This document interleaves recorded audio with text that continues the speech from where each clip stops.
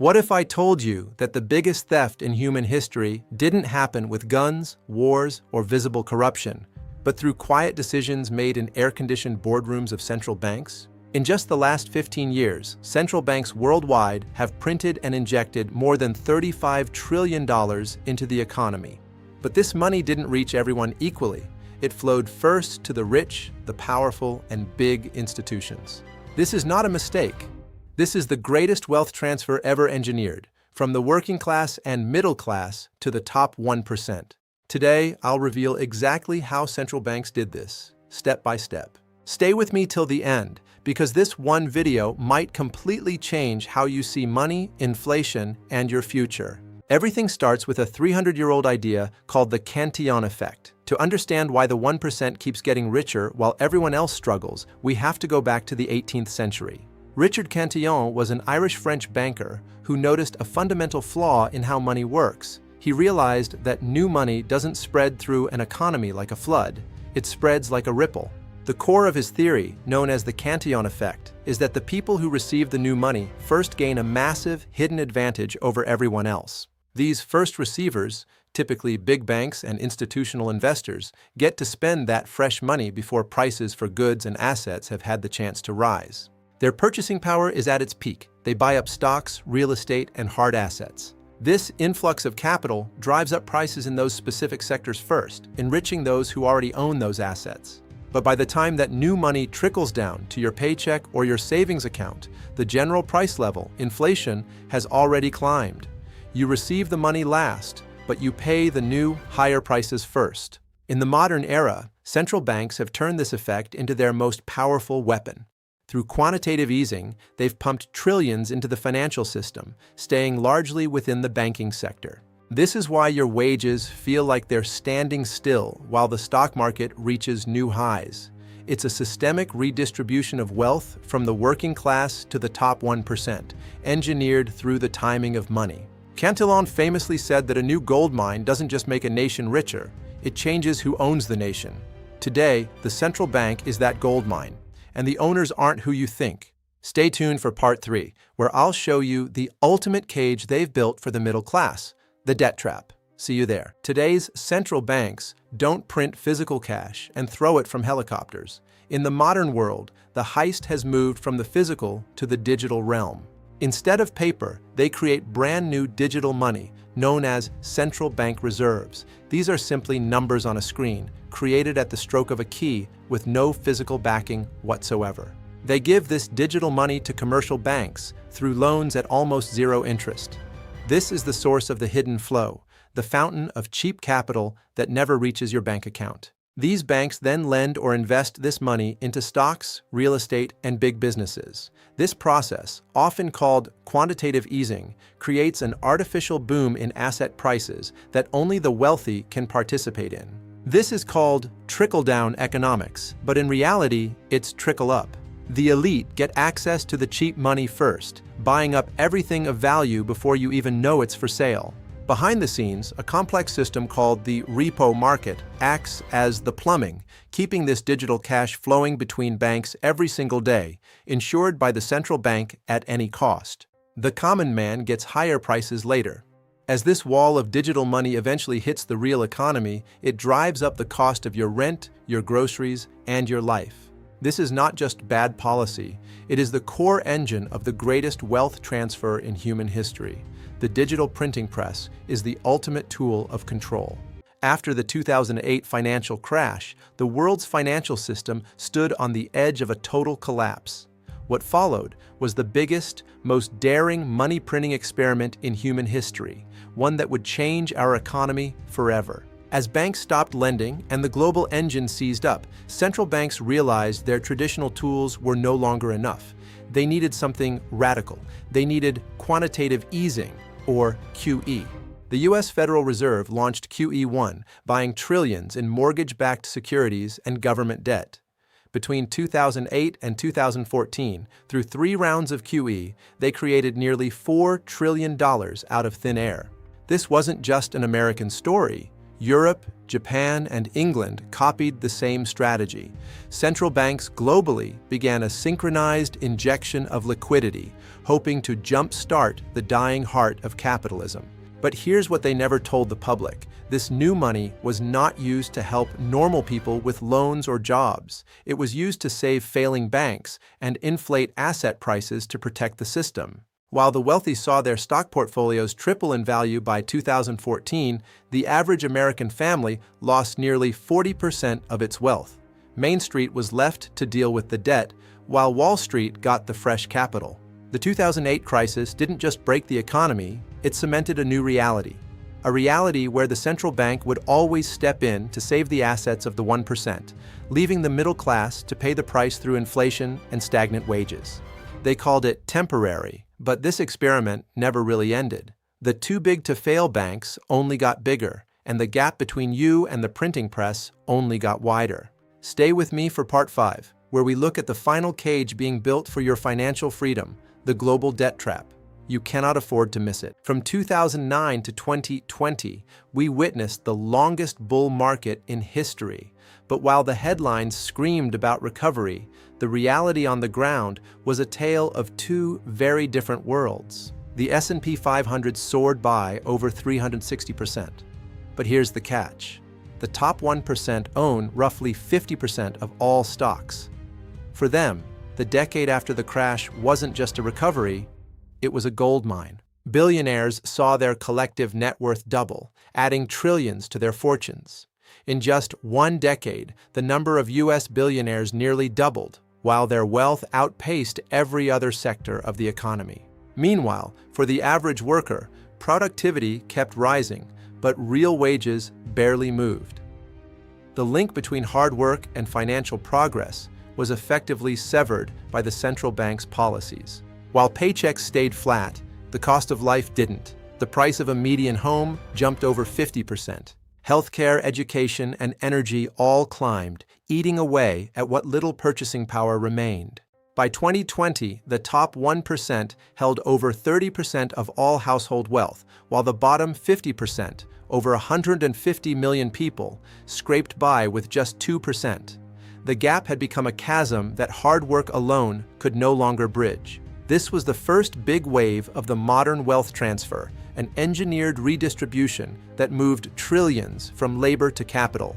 The heist was complete, and the stage was set for the next crisis. Then came the pandemic. As the world ground to a halt, central banks didn't just step in, they launched a monetary intervention of such scale that it defied all historical precedent. In just 18 months, the Federal Reserve printed over $5 trillion. To put that in perspective, that's roughly 25% of all US dollars that have ever existed in history, created in a heartbeat.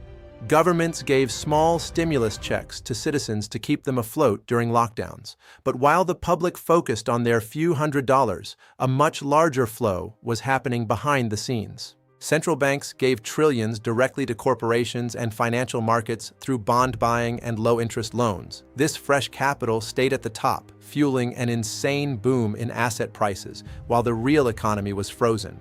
Big tech companies and billionaires made record-breaking profits. Jeff Bezos and Elon Musk alone added hundreds of billions in wealth during this period, enough to fund stimulus checks for the entire nation many times over. But there was a darker side to this coin. While the elite flourished, millions of small businesses, the backbone of the middle class, shut down forever. The K-shaped recovery became a permanent scar on the economy. This wasn't just a pandemic, it was the ultimate wealth transfer, a systemic redistribution that moved power from independent owners to global platforms and the central bank's chosen recipients. The 2020 explosion was the final confirmation. The system no longer serves you. It serves the printing press. And the owners of that press are closing the doors on your financial future. Here's the brutal difference that no one in the mainstream media wants to talk about. To understand why the middle class is disappearing, you have to look at the gap between what you own and what you earn. When central banks print money, it flows into assets first. Stocks, houses, and land don't just rise, they explode, often growing by 8% to 15% every single year. Wealth compounds at the top. But wages, the money you work for, rise at a snail's pace, only 2% to 4% per year. While the assets of the rich are sprinting ahead, your paycheck is barely crawling to keep up with inflation. This gap is destroying the middle class. You work harder, you take on more hours, but your money buys less every year. The milestones of life, buying a home or saving for retirement, are being pushed out of reach. Meanwhile, those who already own the assets become richer without doing a single extra hour of work. Their wealth grows automatically through the inflation engineered by central banks. It's a passive windfall for the elite. This is the engine of inequality. By the time you save enough for a down payment, the house has already doubled in price. You are running a race where the finish line is being moved by the printing press. The math is simple and the results are final. The current system is designed to reward ownership and punish labor. If you don't own the assets, you are the fuel for the transfer. Central banks around the world have a singular stated goal: 2% inflation. They call it stability. But for you, this is a hidden tax, a relentless erosion of everything you've worked to save. At just 2%, the math is brutal.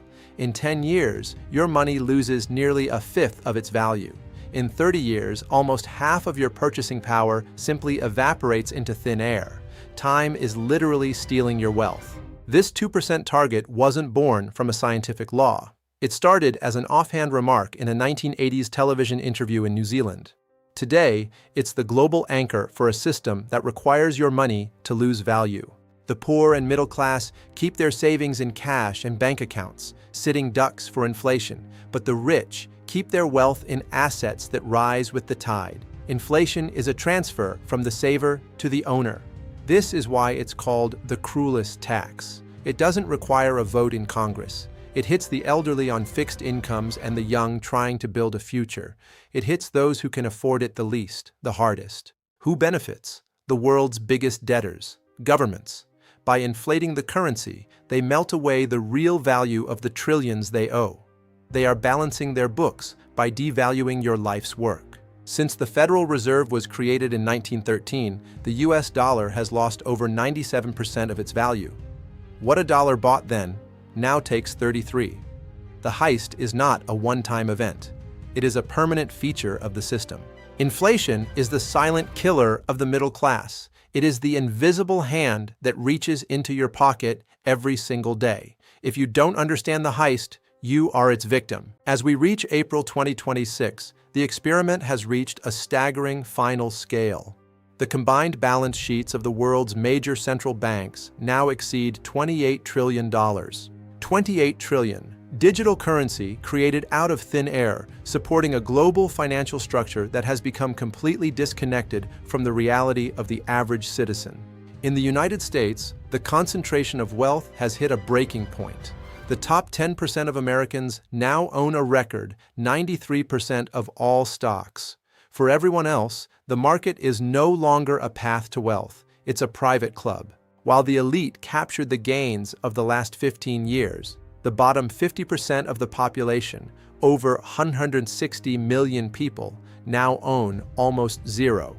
Their share of the nation's wealth has effectively evaporated. Global inequality has returned to levels not seen since the Gilded Age of the 1920s. We are witnessing a historic reversal of the middle-class progress made in the 20th century. This is not the result of natural capitalism or free market competition. This is central bank policy in action. This is the Cantillon effect, engineered on a global scale, year after year.